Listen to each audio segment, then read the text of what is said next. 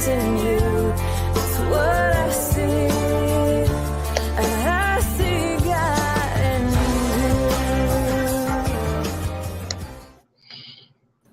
you. Hey everybody, God bless and welcome to Let's Talk Shalom. I am one of your favorite hosts, ProverbsGuy, along with one of your other favorite hosts, YourDreamGuy, and we have one of your all-time favorite creationists, Dr. Dino himself, in the house with us tonight. Doctor, how are you? Hey, I'm overworked and underpaid and way behind, dead tired. I never complain, though. Never complain. Never complain. No, sir. And you would have a lot to complain about with some of the bums like me that come through there to help you. Well, now, God is good, but some of God's kids drive me crazy.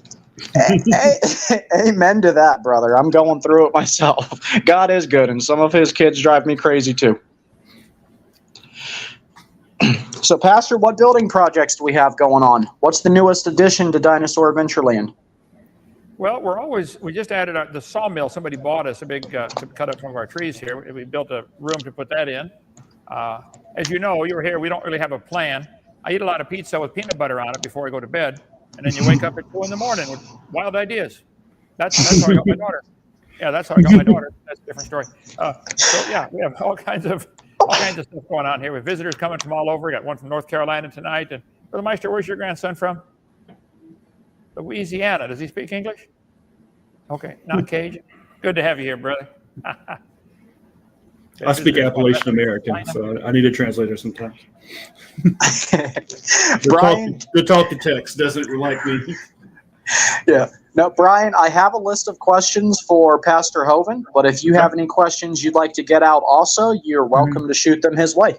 Oh, absolutely. You jump in with yours, and I'll fill in what comes to mind. All right. So, Pastor, my first question for you, and I've asked you this before when we've done interviews, but I think it's really important for people to be able to hear it. And that question is, with so many people that come and try to ruin your reputation and destroy what you've built for God, how do you keep from being so discouraged you want to quit? How do you stay the course? I guess you keep an eye on the bigger picture. My dad was a Marine, World War II, the only survivor of his platoon. And he instilled in us boys the attitude of, look, keep going. Just don't quit, period. Don't quit. And so when everybody else quits around you, okay, you guys go ahead and quit. I'm going this way. You know, Jesus said after a bunch of people left him one time, he said to the 12 disciples, will you also go away? And they said, to whom shall we go? Thou hast the words of eternal life. So I've been a Christian 54 years now, and I want to serve the Lord and do as much damage to the cause of Satan as I can. But I've definitely been stabbed in the back a few times, and in the front, and in the side, and in the bottom, and in the leg, and everywhere. Yeah, absolutely. I've seen it, and unfortunately, I've been on that side of stabbing you in the back, and I hate that. As far as, you know, with being stabbed in the back so many times, so many people you've loved and trusted and done kindness to turn around to do you wrong, does that make you a little more weary of trusting new people? Or do you just completely open up your heart and say, Lord, whatever scars I get, I get? I guess God blessed me with a poor memory. I don't remember when people do bad things to me. I forget easily. So it is a blessing. Some people dwell on the bad that's happened to them all their life. They can't get it out of their head. Man, I'm glad I don't do that. Some people say, hey, you remember so-and-so? I don't remember. Let's get busy and go win souls. I guess I'm so busy looking for the finish line, I'm not worried about who tripped beside me. So. Yeah, I got to say, Pastor, out of anyone I've ever met, you really are on focus when it comes to just getting out there, getting souls won. Whatever gets thrown at you, you'll dodge it, you'll weave, but you stay on mission. I love that about you. Amen. Yeah, I tell people, if you don't want to serve God, great, get out of my way. I'm going this way. Like the Quaker that said, sir, I would not harm thee for the world, but thou art standing where I'm about to shoot. I remember that story. Someone broke into his house. He's like, I wouldn't shoot you, but you're in front of my gun and I'm about to practice. I know that's hard in ministry because when you're a Christian, you expect other people to be Christian and come along. Hey, I'm building the kingdom. You're building the kingdom. Let's all build the kingdom together. But it's so divisive, and I think that hurts the worst because you expect it from the world. But when it comes with Christians or even Christians you expect to take the Bible seriously, then that's kind of the surprise of it. I think it can be harder. So do you so you just keep trucking along like the Marine Corps, simplify, always faithful, just no matter what happens, just keep moving forward. Yeah, that's all you can do. We had to throw one out this morning at a very controversial, meeting this morning with one guy just been causing trouble for a long time. Finally said, "Look, goodbye, get off the property." Mm-hmm. It's hard to do, but we're here to build it. We're here to build souls and win souls, not to provide for somebody who's too lazy to do anything. If you don't want to work, great, go stand on the street. But, limited spots, so many spots, and with this to get done with these limited spots, and if you don't do the job, then you have to find someone that will. Otherwise, the mission doesn't get accomplished. Right. I know there's a remnant idea too. Like sometimes, like God would spare just a small portion of King David's line, or a small portion of an army, or whatnot for a certain purpose. Do you kind of feel that way with your dad being the sole survivor of his platoon, of his unit? Like maybe he was spared so you could be born and you could do this. Oh, that is an excellent question, Brian. Like your dad was a remnant of that, so you can go and do this calling later on. Well, my dad was electrical engineer at Caterpillar Tractor Company, and best dad a man could ever have. And he was in the Marines, sergeant in the Marines, World War II, and he was in their job fighting the Japs when they take an island, get in there and set up the radar base, because he was electronics genius. The early days of radar. That's the first ones the Japs wanted to shoot. Mm-hmm. They said during Vietnam, the guys who carried the backpack communicator with the radio, life expectancy of 28 minutes or something like that. Mm-hmm. And that was a runner in World War I. A runner was expected with the messengers between the trenches, 7-minute life expectancy. Yeah. So he was the primary target, not just surviving, you'll say Iwo Jima or World War II, but you're the primary person they come after, because if you can get your job done, then everyone else comes on board. And I kind of see a correlation with what you're doing. Like if you can get the message out there, like the Bible is literally scientifically true, then that will bring much more of the army to the cause, right, than would be there if you weren't there putting the message out. Oh, I'm fully aware. I'm at the center of the battlefield right here, taking on evolution. Mm-hmm. This is the devil's religion. Because it dethrones God. Go ahead. It dethrones God. It dethrones God, and then it puts humans in his place, or just puts mystical time. But it takes God off the throne as being the creator, and it just leaves everything to chance. It's like deism or nihilism. It's just, it's all meaningless, and it's all chance, and then there's no moral authority, because if you have a creator, the creator has moral authority over the creation. But there is no creator, there's no moral authority, there's also no purpose, and people without purpose tend to start movements like communism and socialism and Nazism that, destroy the world. Yeah, the founders of this country said, we hold these truths to be self-evident. All men are created equal. They're endowed by their creator with certain rights. You get a bunch of guys who believe that, they'll throw the tea in the harbor and start a big war against a king with an army 10 times bigger than theirs. Okay? It's just an attitude. There's only two philosophies in life. There is a God or there isn't. Nobody's thought of a third, okay? If there's a God, then he owns the place and he makes the rules. You read the book and you do what he says. Yes, sir. If there's no God, I ask atheists this question all the time. Atheists, I say, if atheism is true and there's no God, how do you tell right from wrong? On any topic, give me a list of what's right and wrong. Tell me, how are you measuring these things? Tonight at my 7 o'clock program at Genesis Baptist Church, we'll be talking about different ways to measure things and how it ties into this thing tonight about the age of the earth. So how do you measure right from wrong? I asked an atheist the other day, I said, is it wrong to go next door, kill your neighbor's baby and eat it? He said, well, yeah. I said, the lion does it every day to the zebra. Is it wrong for the lion to do it to the zebra, go next door and kill the zebra baby and eat it? Well, how do you tell right from wrong? They don't have a standard to measure with. They don't have a ruler. They don't have a weigh scale. They don't have any kind of standards at all. And it's frustrating. I got a standard. Thus saith the Lord. End of story. God said it. That's what he wants. They don't have that. And that's the tree of knowledge of good and evil, is man deciding for himself what's right and wrong. And the tree of life was God decided what's right and wrong. The tree of life and the tree of knowledge is we'll just decide it for our own self. We'll just make up our own mind. But there's no, like you said, there's no creator. every person does what's right in his own eyes, like the book of Judges, which is why all these atrocities happen in Judges, because every man does what is right in his own eyes. It's not just a science thing. The ramifications of that belief just echo through everything in life and culture. It affects everything you do. Yep. Absolutely. If there's a God, that should also affect everything you do. Absolutely. And that's like in World War II, so it caused World War II, all the deaths your dad saw. The Japanese thought they had less body hair than everyone else. They must be the advanced race. And the Germans think, oh, I've got blonde hair, blue eyes. I'm the master race. And everyone else is lesser and deserves to die. And then Mussolini's like, well, we came from the Romans. We're the master race, obviously. But they always thought they were the supreme race, further some monkeys, and everyone else, therefore, was inferior, had no rights, and started taking over the world. And all those millions of people died because of this idea, basically. That's why I cover my seminar series is 18 hours long.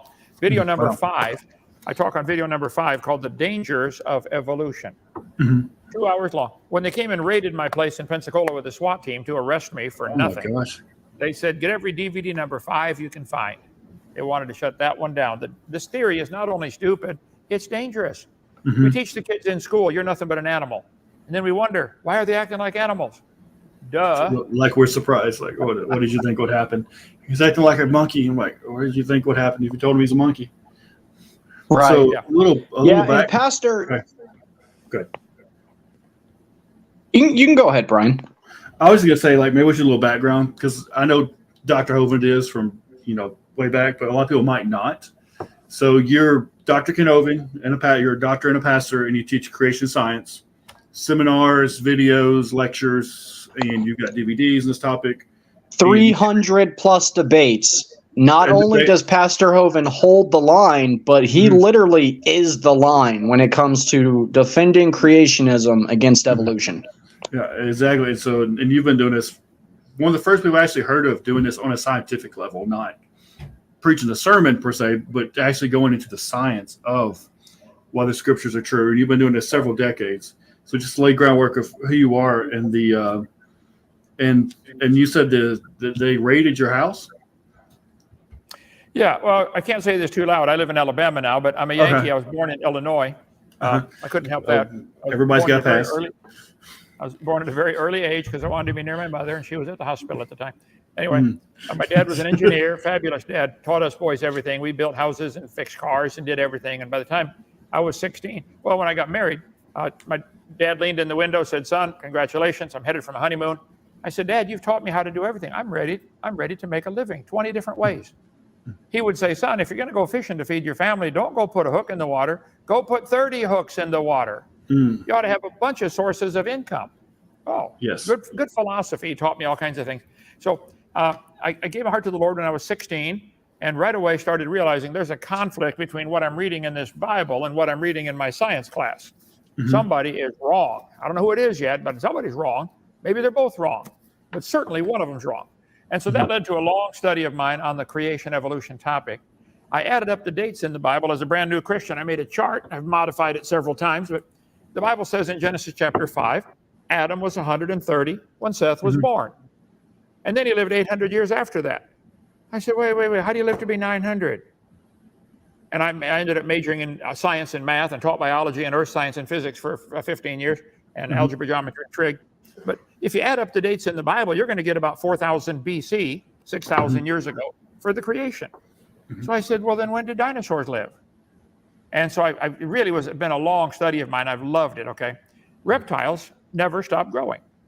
Never. People stop growing at 16 or 18 vertically. Some go horizontally after that. It's like those turtles that are 400 years old that, the Galapagos Islands, they're like 4 feet tall now. Instead of like 6 inches tall, they're 3 or 4 feet tall because they didn't stop growing. Right. The dinosaurs are simply big lizards that lived with Adam and Eve. They did not live millions of years ago. And the flood explains all the geology that we see. I do debates with the atheists. They say, well, in the Cenozoic area. I said, stop right there. There's no such thing as a Cenozoic era. There's no such thing as a geologic column. Your geologic column does not exist anywhere in the world. If the top layer is really younger, like you say, where did it come from? Outer space?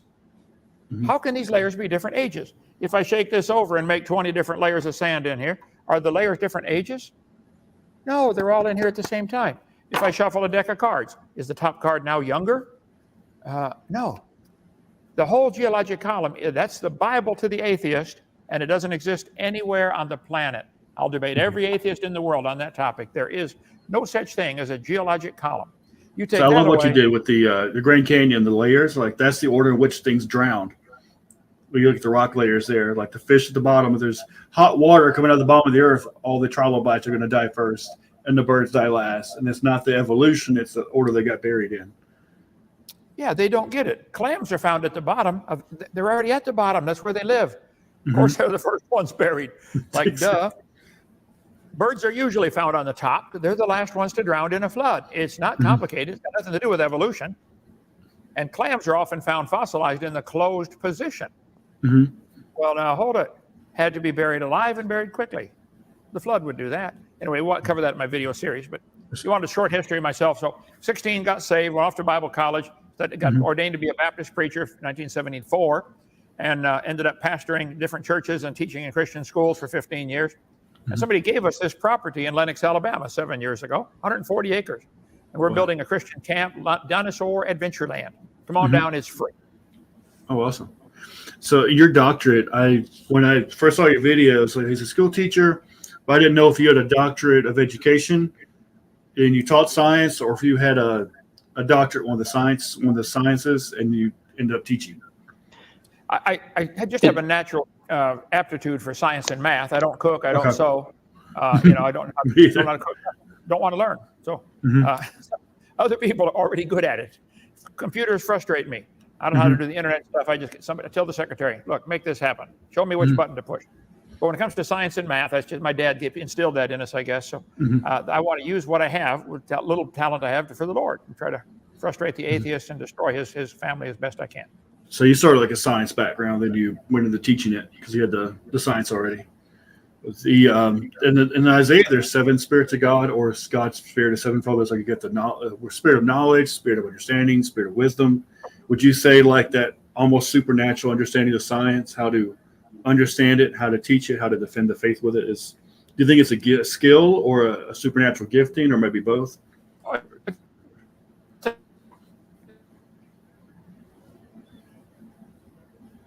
Hey, Stephen, he cut out. You guys cut out. Yeah, he'll be back with us in just a moment. It looks like he's having some issues with his internet. Hey, boys, how far apart are these telephone poles? I don't know, Dad. Whoever can figure out, he said, we're going to stop at Dairy Queen up here and get an ice cream cone. But if you can figure out the distance between the telephone poles, you get a banana split. We'll stop the car, Dad. No, we're not stopping the car. Who can figure out the distance between the poles? He'd pause for a minute and say, how fast are we going? 60 miles an hour. If you're going 60 miles in 1 hour, how many feet are you going in 1 second? Back then we had to use, pencil and paper. Kids have never seen these things before. But, had to figure out, I'm going 88 feet per second. How far apart are the poles? Click. Oh, stopwatch, clink, clink. 2.4 seconds times 88. Wow. I taught the guys here the other day how to measure how tall a tree is with a piece of paper.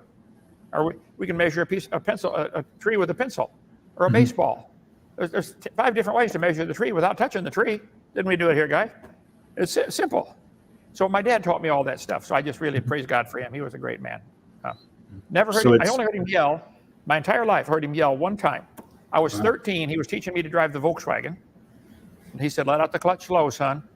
And after about 10 times of popping the clutch and peeling out and, killing the motor, he said, let out the clutch slow. Who's this yelling at me? My dad's 6'2", Marines, World War II, sergeant. Just a great guy. Taught us boys math and science, and I just love it. And I think everything from science supports the Bible story. The evolution theory is a dangerous religion. Nothing scientific about it. It's a religion. It's part of the religion of secular humanism. It's almost the apologetics department of secular humanism, or atheism. Well, and what's great, Pastor, is you are plus 300 debates now with what some would qualify the greatest minds in our country. And their information, their strategies, evolution, they have to update it every 10 years. So you're always debating a different argument. But all these 300 debates, you have used the same material, which is true evidence, all the way back from your first debate to now. When do you think they'll finally get it? They won't. They're willingly ignorant. In the Hebrew, that means dumb on purpose. So it's almost like a fanatical commitment to it that overrides intellect and reason and logic. It's an emotional, spiritual commitment to it. Somebody sent me a chart of different levels of stupid. There's different degrees of stupid. There's low stupid, guarded, elevated, high, and severe. I'll be covering that tonight on my channel, Genesis Baptist Church, if you want to watch the different levels of stupid. I think atheism has got to be the dumbest religion in the history of humanity. There's never been a dumber idea than to teach the kids the earth is billions of years old and you came from a dot of near nothing exploding 13.772 billion years ago. You're insane if you believe evolution. Absolutely insane. Tell them I said so. All over the world, put my slides up there, brother, would you? All over the world, petrified trees are Billy, wake up, look at the screen. All over the world, petrified trees are found standing up, connecting all these layers. Here we're teaching the kids in school the layers are different ages. How long does a dead tree stand around in your part of the woods? Petrified trees in the vertical position are found by the hundreds. We got a piece of one in our science center, fell out of the roof of a coal mine. It's still got the bark on it, petrified. Petrified trees in the vertical position are common. Atheists are trying to tell us these layers are different ages. I say, guys, you got to be crazy. That's the coal mine it came from near Birmingham, Alabama. So the geologic column does not exist. It's very simple. I say, guys, would you explain this? You're telling the kids the layers are different ages. We have petrified trees standing up running through these layers. Even two coal seams, you could prove to an eighth grader that those coal seams had to form because tree A and tree H both go through the same layer, and they both go through different layers of coal. So it's insane to teach the kids this stupid geologic column. But if you take away the geologic column from the atheist, their whole argument collapses. See, they have to have billions of years. That's essential. That's a key part of their religion, billions of years. And it doesn't exist. You can't have it. Sorry. You showed me you showed a video, like it was way back. I believe it was under the Lincoln Memorial. There were some stalactites and stalagmites, and of course, the millions of years. So it takes millions of years to make a stalactite. But the Lincoln Memorial is less than 300 years old, and there were stalactites under it. Yeah. And you also, I think you had a fence post with a barbed wire going through it, and the wood with the barbed wire through it was petrified. Boy, send me that documentation of that. I'll add that to my seminar. I love it. I got like 50,000. I thought it was in your video. It might have been somewhere else. But I know the stalactites in the Lincoln Memorial. I'm pretty sure that was actually one of your original videos. You put so much content out. It's hard to track all of it. But it always stuck with me. It's like, oh, wow, that's a good point. Like how the millions of years aren't necessary because it's like under wood barbed wire hasn't been here millions of years. It's been around since World War I or so. And then the stalactites under something like a man-made building like the Lincoln Memorial. Right. My favorite piece of evidence that Dr. Hovind presents are the petrified trees that go through their billions of years of geological layers. And there's thousands and thousands of these petrified trees that go through all the layers, but they can't explain it to you. I mean, that to me is the smoking gun. So they know full well if they give up the billions of years, their whole religion collapses in 1 second. That is their magic. If I told you if you kiss a frog, it'll turn to a prince, you'd say, come on, that's a fairy tale. But if I told you if you wait billions of years, the frog will turn to the prince. Oh, now that's science. But science is built upon observation. Science is built upon observation, but you cannot observe the millions of years. Therefore, it's not. At that point, it has left religion and became a creation myth almost, or it became a mythology.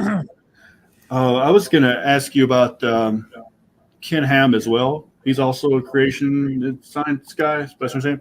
But you guys seem to have some conflict, as best I understand. Or maybe you don't agree on everything. Well, I've only met him once. I met him in Australia. I was preaching over there, and there was Ken Ham. So we talked for a while. No, I recommend his material. I sell his material. I highly recommend it. I think he's doing a wonderful job. I would disagree on a few minor things, but it's kind of like during the war, America was allies with the Russians. We have a bigger enemy called Hitler.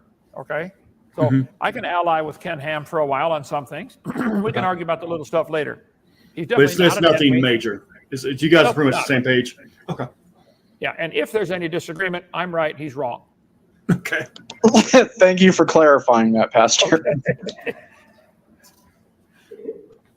Oh, See I what do good have an question. interesting question for you, though. I possibly have a debate coming up that I'm going to be doing with an atheist about Noah's Ark and the logistics of Noah's Ark. And one of the topics we're bringing up is the fact that they could not get that many different species into the Ark. Do you want to maybe just briefly explain to us how, in fact, it is very possible that we could get all the kinds into the Ark, how that would work logistically? Well, that's the great difference between species and kind. There are 60 different species of eagles. They're still an eagle.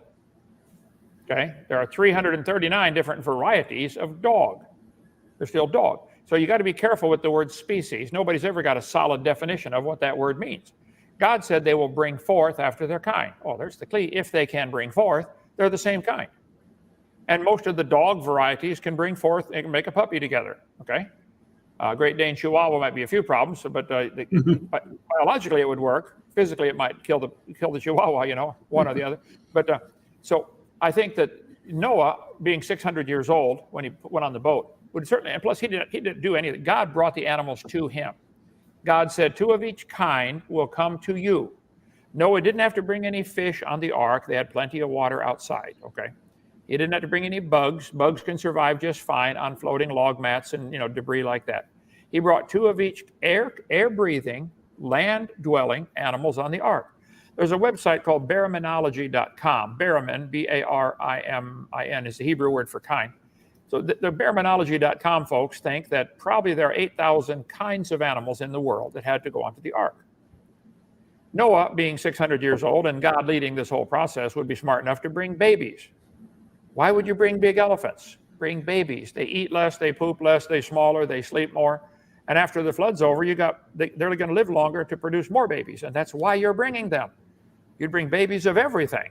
Why would you bring big giraffes? Bring babies of everything. So I think probably 8,000 kinds of animals onto Noah's Ark would be a reasonable 8,000 pairs, plus seven pairs of some, the clean and unclean, plus the food for them. Now, it says God told Noah, this is why it's so important to get a King James Bible. God said, Noah, I want you to make rooms in the ark. Rooms, R-O-O-M-S. He didn't need cages, rooms. The animals were all friendly. They were all vegetarian. It wasn't until after the flood that the animals became carnivorous and man was allowed to eat meat. God told Adam and Eve, eat the fruit, vegetables, and seeds. He told Noah, now everything that moveth shall be meat for you. That's Genesis chapter 9. So all the animals were friendly. They didn't need any cages. That's one minor thing I disagree with Noah's Ark. Ken Ham, he got cages in there because he doesn't use the King James Bible. Another thing I disagree with. But again, he's an ally, but he's just wrong on that. So they had rooms, and Noah, all you got to do is put piles of food out. The animals will find it. With cages, now you got to go by and feed everyone every day. Come on. There's no door on there. Let the animal find their own food. And do you think they were comatose, maybe, like in a coma or hibernation? Well, a lot of animals, when they can't move around, they get sleepy and just lay around all day. So there may have been that factor. So we'll have to see. Plus, I think the oxygen content was changing, and the air pressure was changing because the canopy overhead had collapsed and the air was expanding. So probably everybody was getting sleepier from the lack of oxygen. But see, these problems with Noah's Ark are so minor compared to the atheist belief that all these animals fit in a dot smaller than a period on a page. They're worried about animals getting on the ark. For heaven's sake, they believe they all fit in a dot. They're all an amoeba or something floating around. So I think you mentioned in the video, like dinosaurs in the ark are so big, but it would have been in maybe egg form. Because if an egg is too big, the animal inside can't breathe. So maybe they were animals or just very, very tiny forms of dinosaurs around there. The ones that didn't. So, and were dinosaurs on the ark, or did they mostly allowed to drown? No. Noah took 2 of every kind onto the ark, including dinosaurs. He brought 2 of everything, including dinosaurs. Here's what happened. Before the flood came, the people lived to be 900 years old. After the flood, you can read Genesis 11, it dropped off to 600, 400, 200. Today, hardly anybody makes it to 100. Something changed. On my video number 2 of my series called The Garden of Eden, I cover what was the original creation like? Why did they live to be 900? And what changed at that flood? If you get the Garden of Eden, rather than cover 2 hours right now on it, but I'm convinced there was a canopy of ice above the atmosphere, maybe 10 miles up, increasing air pressure, making the earth like a big greenhouse and a hyperbaric chamber, the whole world. So animals would live longer. After the flood, that's gone. So now the animals can't live long enough. People didn't live as long. Some of the large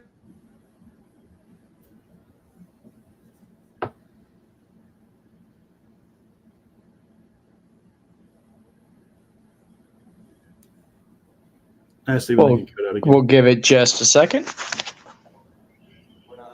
Okay, so some of the dinosaurs might have died off from simply climate change. They could have died off. In the new climate, they couldn't live long enough to make babies. Third problem they probably had is people were hunting them. They called them dragons. Yeah. And if you could kill a dragon, you'd be a hero. And it's a lot of meat, too. And like, in China, they're hunting the tigers and pandas for mythical properties and bone and stuff. For medicine. Yeah, they say that 4,400 years is not enough time to start from 8 people and get to 7 billion. My dad died at 60 and he had 7 kids. So I imagine if he would have lived to 120, he very likely would have had closer to 14. Do you see an issue with us getting to a 7 billion person population from? Well, no, I'm covering that tonight, actually. The population of the Earth, 1800, there was only 1 billion people in the world. That's just 200 years ago. Only 1 billion people. So I've got the charts, if you call it up here in a second, but it's pretty clear. The population at the time of Jesus Christ was only 1/4 of a billion people. 1/4 of a billion. Today, they say today actually is the day we're supposed to have turned over 8 billion people. Wow. Okay. Let's see if I got it right here. Okay. So I think I'll cover that tonight if I get time in my seminar on, is it time? No, I got 20 minutes. Here's my charts. Okay. Slide number 1389. Alt-DV 1389. 1999, the world's population topped 6 billion people. 1800, there was 1 billion. Here's the population chart from United Nations showing going back to the year 0. It's almost a straight line. Now hold it. They go back 2 to 5 million years. You mean nobody learned how to make babies for 2 million years? My hamsters learned how to make babies when they were 6 months old. I'm sure the people figured it out. But the guys are very nerdy back then. This is, Google population growth of the world. In 1 AD, they're saying there was, it's 1/4 of a billion people. All the population growth curves show the same growth. As of July 3rd, today, 2023, world's population is estimated to be 8 billion people. Population growth through history, 1 billion in 1800. First modern humans, 160,000 years ago. This is so insane. Yes, to answer the question, you can easily go from 8 people to 8 billion in 4,400 years, especially since the first few generations after the flood, they're still living to be 600 and then 400. How many kids could you have in 400 years? 1 every 9 months and 20 minutes. You could have a lot of kids. Especially if they had multiples or 9 months and 20 minutes to the dot. So do you, on Adam and Eve, there's, it's like, whoa, average size human, but the average size beaver is 12 feet tall, how they survive. Do you think Adam and Eve are also extraordinarily tall back then before the flood? Where they've been high tall like the animals are tall, so that it wouldn't be as disproportionate to be a human being amongst all the animals? I would be guessing, I think anybody would be, but I think before the flood, probably it was common to be 12 or 15 feet tall. Adam was made, programmed, already could talk, walk, talk, name the animals, and get married first date. Fully loaded computer, he was a mature man, all the trees already had fruit on them. It has to be a mature creation, or what are they going to eat? He didn't hand Adam a package of seeds to say, go plant these quick, you're going to need a garden. No, got to be food on the tree already. So God made a mature creation. They're living to be 900. I've often asked people, how much could you learn in 900 years? Plus, you can go talk to your great-great-great-great-great-great-grandpa who's still alive and get his knowledge. I think they knew how to do things that we can't even dream about. Exactly. Do you think Abraham and Seth knew each other? No, not Abraham and Seth. Abraham and Shem. Well, Timeline.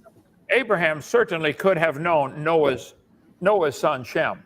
If you look at the dates on the chart, I think anybody, it would be just one of those things like, oh, we got to go to Disneyland sometime in our lifetime. You got to go visit Shem. I think it was standard. Abraham was born about 200 years after the flood, and Abraham, I'm certain, I would say almost certainly would have gone up. He almost could have met Noah. Oh, wow. But I would think it'd be at least a pilgrimage, a once-in-a-lifetime pilgrimage, no matter where you live. Go meet Shem. Shem could then tell him what it was like before the flood. Because they're basically three kings of the world. Shem, Ham, and Japheth would basically be king of a third of the world when they got off the boat. They would be the oldest, most powerful person around. So Right. it'd be definitely logical to go say, hey, what was it like? So all that technology they remembered, they would have a recollection of it at least before the flood, and they could at least tell Abraham and them about it. Either they could replicate it because in the infrastructure they could remember what a pyramid was and all this other crazy stuff. That's probably buried at the bottom of the ocean right now. But they had a remembrance of that technology, and then as mankind goes, it just the memory drifts off, and the capacity for intellect drifts as the environment gets worse. People get dumber and dumber. Yeah, I think we've lost a lot. In 15 years of teaching school, I'm telling you, the kids are getting dumber and dumber. Okay. So I think we could not build that Great Pyramid today with the technology we have. The Great Pyramid might have been built before the flood. It's interesting. There's no smoke inside the carbon deposits inside the pyramid. Did they use electric lighting? Did they have batteries? There was a hieroglyph that depicted a 7-foot-long light bulb, and there was a battery found in first century Baghdad that had basically citric acid. But it was a battery. Oh, yeah. I remember seeing that. It was literally an ancient battery. And Herodotus made a steam engine at some point, but no one knew what to do with it, so it kind of drifted off. They weren't ready for that yet. The average Japanese person actually, when we moved to Japan after the war, after your dad and them, took over, they started the American diet more and more, and they got cancer rates through the roof. The average Japanese person is now like 5 inches taller than they were during World War II because of the American diet, and that's just like 100 years of a change in diet. Now, if the entire world changed, I wonder how much taller people would have been naturally. With, like, as you're saying, the flood, all your food supply goes away, your nutrition's not there, the oxygen's not there, people are just short. Yeah. But they used to, in a perfect environment, they're probably 10, 15, 20 feet tall. Yeah, and Pastor, this might be our last question because I want to give you a little bit of time between this show and your next show to, get ready. But do you have a guesstimation on how tall Adam and Eve may have actually been? It'd be a guess. 15 feet? Wow. Okay. Do you think that's about the size that, say, Goliath would have been? Goliath, well, it says he was 6 cubits. It depends on whose cubit, God told Noah to build the ark so many cubits long. Well, if Noah was 15 feet tall, his cubit would be a lot bigger. A cubit is elbow to fingertip. Mine's 21 inches. The standard Egyptian cubit was 18 inches or 17.95 or something like that. So roughly 1.5 feet. So if Goliath was 6 cubits, there's 9 feet there, and a span that's typically considered to be 9 or 10 inches, almost 10 feet tall. Now, what they had for a long time, whoever was the king, his cubit became the standard. That would be very confusing after a few generations, So they finally standardized it to a standard cubit. The standard Egyptian cubit, it was different than the Hebrew cubit.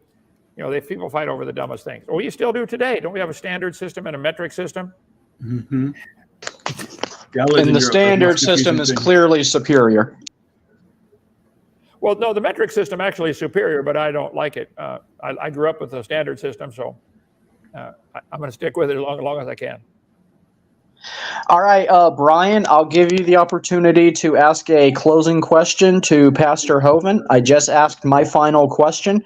And after you ask your question, Brian, we will thank Pastor Hovind for his time and invite him to come back with us for another Q&A. And we'll let him get on to his show. And hopefully everybody watching this is going to go over to the Genesis Baptist Church YouTube channel so you can watch Dr. Hovind live tonight. Awesome. And my question is actually on Genesis. So the Nephilim, were these just very, very famous athletic human beings, or were these fallen angels that were making genetic corruptions running around? Brother, I've studied that till my brain hurts, and I've decided I don't know. Mhm. There's several theories about the Nephilim. One is that it's fallen angels intermarrying the daughters of men. One is that it's a godly line marrying the ungodly line. Of course, sinners and Christians marrying happens all the time today. It doesn't make the babies any different, So whether angels can reproduce, I would doubt. The Bible says Eve's the mother of all living. Mhm. So I think that's why I've read it, both sides, all the different theories, and said, nobody seems to know, and I'll join that crowd. I don't know either. Mhm. Sometimes that's wisdom. It's like, I don't know, and we'll figure out what the Jews say. We'll figure it out when the Messiah comes. Like when Jesus comes back, he'll tell us what it really was. So I appreciate that answer. And I appreciate your time. It's been 20 years hoping to meet you one day. So, well, come visit. Come on down. It's free. We got 20-some cabins you can stay in and go fishing. Oh, awesome. After about 2 days, we'll give you a hammer and put you to work. Oh, awesome. About hour 47, I'll be packing up. No, I'd come help out if I came down there. Thank you. All right. Thank you. All right, Pastor Hovind, thank you so much for your time. It's always a pleasure, Pastor. Thank you, brother. All right, bye-bye. Thank you, guys. Have a good one.